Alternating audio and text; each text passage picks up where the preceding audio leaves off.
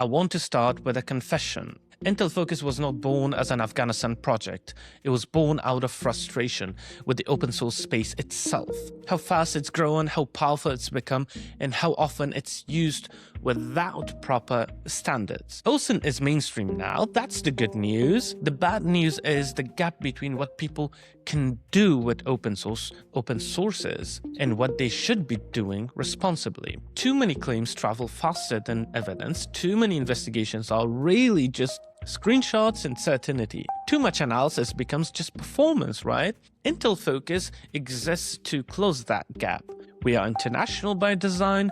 Our work is about verification, transparency, and accountability storytelling. If you make a claim in public, you should be able to show how you know it, what you don't know exactly, and where the uncertainty is. So, Intel Focus is not a brand built around one country. It's a framework and a practice, but the turning point for me happened on the road. In 2024, I was actually bikepacking from Germany to Portugal, partly to raise awareness around the human rights crisis facing Afghan women. On a bike, you have time to think properly. You watch how information moves, what gets believed, what gets ignored, what gets flattened into a slogan. Somewhere along that ride, the idea arrived with an unusual clarity. Intel Focus would be about open source intelligence, investigative method, and the information environment itself.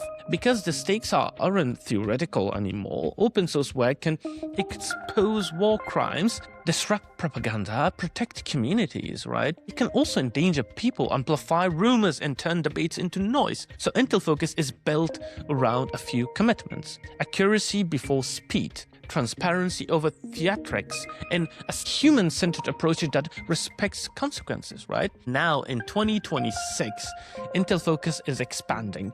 One part of that expansion is a new format, country review, and we are starting with Afghanistan. Afghanistan in review is not the definition of Intel Focus. It's one lens where we apply the method. Verification, context, serious attention to details. And Afghanistan deserves that, right?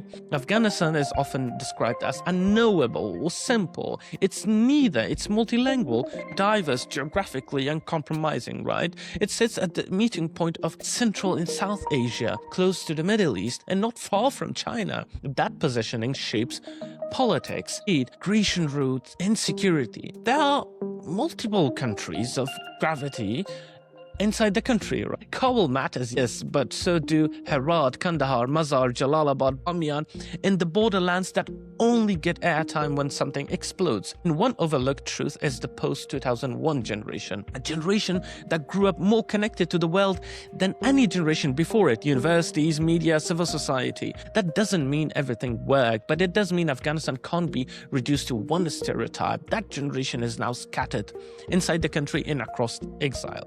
And it shapes the story of the moment. Afghanistan is also misread because its history gets cherry-picked.